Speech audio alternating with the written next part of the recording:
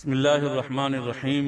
امام بخاری research academy سے شائع ہونے والے ہفت روزہ میگزین الجمعہ 8 رمضان المبارک 1444 ہجری مطابق 31 مارچ 2023 کے مضامین کی ریکارڈنگ پیش خدمت ہے۔ الحمدللہ رب العالمین وصلی اللہ علی النبی الامی الکریم، اما بعد۔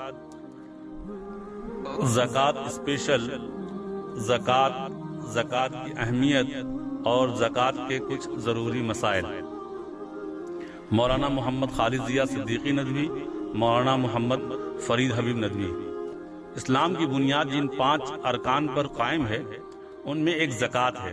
قرآن میں نماز کے ساتھ زکوٰۃ کا بہت سی جگہوں پر حکم آیا ہے۔ ایک جگہ اللہ پاک سورہ بقرہ کی آیت نمبر 43 میں ارشاد فرماتے ہیں کہ نماز قائم کرو اور زکوٰۃ ادا کرو۔ اسی طرح زکوٰۃ ادا نہ کرنے کی بہت سخت سزائیں بھی قرآن میں بیان کی گئی ہیں۔ سورہ توبہ میں اللہ پاک نے ارشاد فرمایا کہ جو لوگ سونا اور چاندی جمع کر کے رکھتے ہیں اور اسے اللہ کے راستے میں خرچ نہیں کرتے، انہیں دردناک عذاب کی خوشخبری سنا دیجیے۔ جس دن اس مال کو دوزخ کی آگ میں تپایا جائے گا اور اس سے ان کی پیشانیوں، پہلوؤں اور پٹھوں کو داغا جائے گا اور کہا جائے گا کہ یہی ہے وہ خزانہ جسے تم نے اپنے لیے جمع کیا تھا، اس لیے اب اپنے جمع کرنے کا مزہ چکھو۔ سورہ توبہ آیت نمبر 34 اور 35۔ ایک حدیث میں نبی کریم صلی اللہ علیہ وسلم نے ارشاد فرمایا کہ جس مال کی زکوٰۃ ادا نہ کی گئی ہو، قیامت کے دن اسے زہریلے اور گنجے سانپ کی شکل دے کر مال والے کی گردن میں توق بنا کر ڈال دیا جائے گا۔ بخاری 45-65۔ اس لیے ہر اس شخص کو جس پر زکوٰۃ فرض ہے اپنے مال کی زکوٰۃ ادا کرنی چاہیے۔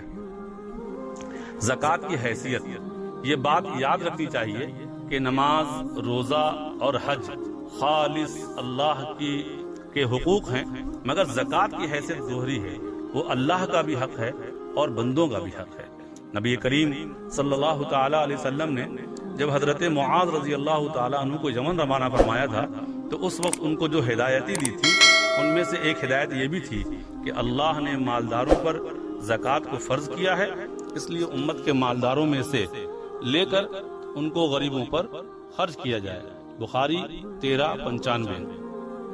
اس حدیث سے جہاں یہ معلوم ہوا کہ زکوٰۃ اللہ کا مقرر کیا ہوا فریضہ ہے، وہیں یہ بھی معلوم ہوا کہ اس میں غریبوں اور بے سہارا لوگوں کا بھی حق ہے۔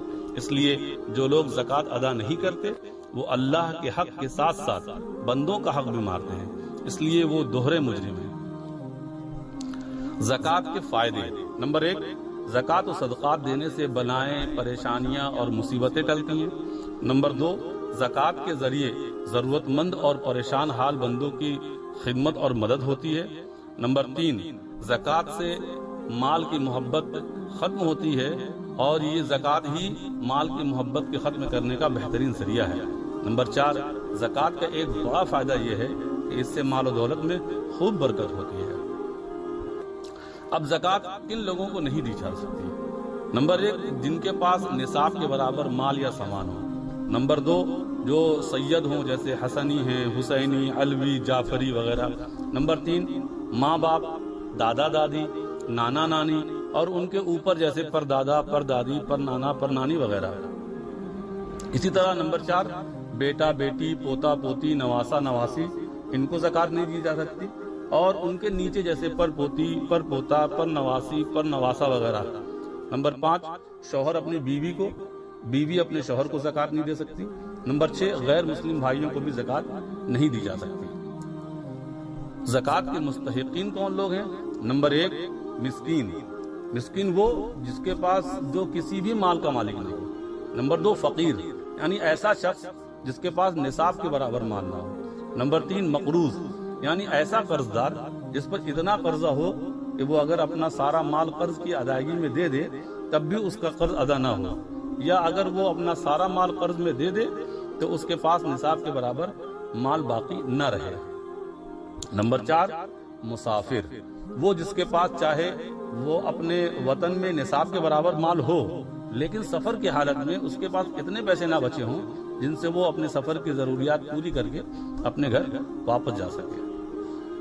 نوٹ قرآن و حدیث کی روشنی میں علماء نے فقراء میں ان کو بھی شامل کیا ہے جو محنت کر کے اپنی اچھی روزی کا انتظام کر سکتے ہیں، لیکن کسی دینی خدمات میں لگے ہونے کی وجہ سے ان کو اس کا موقع نہ ملتا ہو اور وہ خود اور ان کے بچے تکلیف اٹھاتے ہوں، جیسے دین کی دعوت دینے والے، مدارس کے اساتذہ، دینی تعلیم حاصل کرنے والے بالغ بچے۔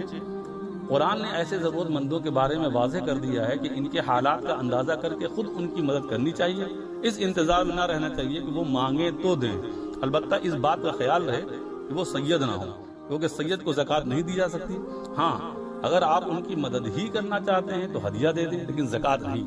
قرآن میں ہے کہ مالی امداد کے بطور خاص مستحق وہ فقراء ہیں جو اللہ کے راستے میں بالکل لگے ہوئے ہیں، اس وجہ سے زمین میں چل پھر کر ان کو روزی کمانے کا موقع نہیں ملتا، چونکہ وہ اتنے پاک دامن ہیں کہ کسی سے مانگتے بھی نہیں ہیں، اس لیے ناواقف لوگ ان کو مالدار سمجھتے ہیں۔ اگر تم غور کرو تو ان کے چہرے کی علامتوں سے ان کی اندرونی حالات اور پریشانی کو پہچان سکتے ہو، مگر وہ کسی کے پیچھے پڑ کر گڑ گڑا کر مانگتے نہیں۔ سورہ بقرہ آیت نمبر 237۔ اب زکوٰۃ کے سب سے زیادہ حقدار کون لوگ ہیں؟ زکوٰۃ کے جو مستحقین میں سے جن کو زکوٰۃ دی جا سکتی ہے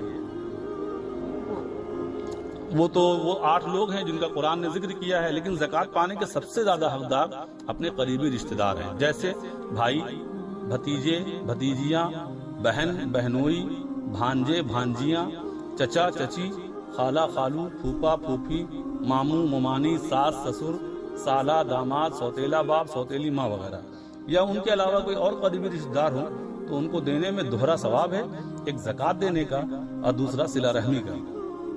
نمبر 2، ان کے بعد دوستوں اور پڑوسیوں کا حق ہے۔ نمبر 3، پھر اپنی شہر اور اپنی آبادی کے مستحقین کو دینا چاہیے۔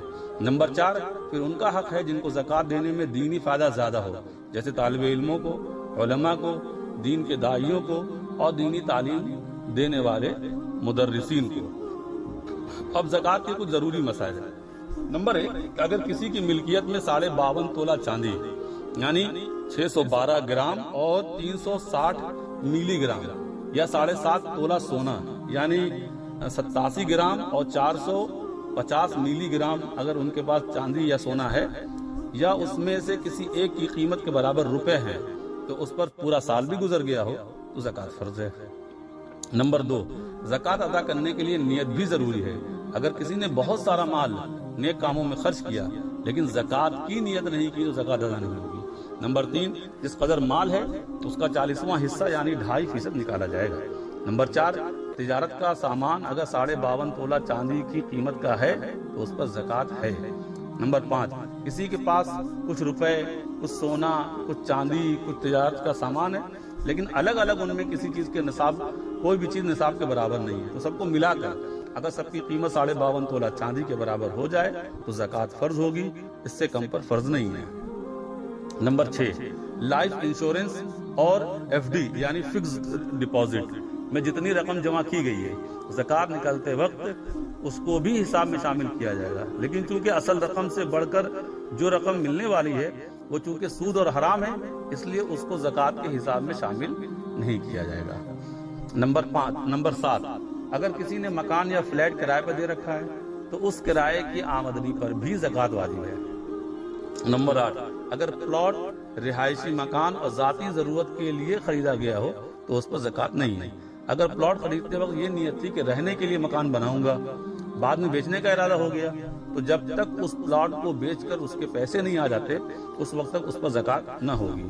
نمبر 10، جو زمین یا مکان یا پلاٹ بیچنے کی نیت سے خریدا گیا ہو اور ابھی تک بیچنے کی ہی نیت ہو تو اس پر ہر سال زکوٰۃ واجب ہے، ہر سال جتنی اس کی قیمت ہو اس کا 40واں حصہ نکالنا ہوگا۔ نمبر 11، سونے چاندی کی زکوٰۃ کا حساب کرتے وقت اس قیمت کا اعتبار ہوگا جس قیمت پر سونار سے سونا یا چاندی خریدا جاتا ہے۔ نمبر 12، دکان یا فیکٹری میں جو سامان بیچنے کے لیے ہے اس کی زکوٰۃ اس قیمت کے اعتبار سے لگائی جائے گی جس پر وہ سامان خریدا گیا ہے، اس قیمت کے اعتبار سے نہیں جس پر وہ سامان بیچا جائے گا۔ نمبر 13، زکوٰۃ کی رقم اپنے غریب ملازمین کو بھی دی جا سکتی ہے مگر ان پر احسان نہ جتایا جائے اور نہ تنخواہ میں کاٹا جائے ورنہ زکوٰۃ ادا نہ ہوگی۔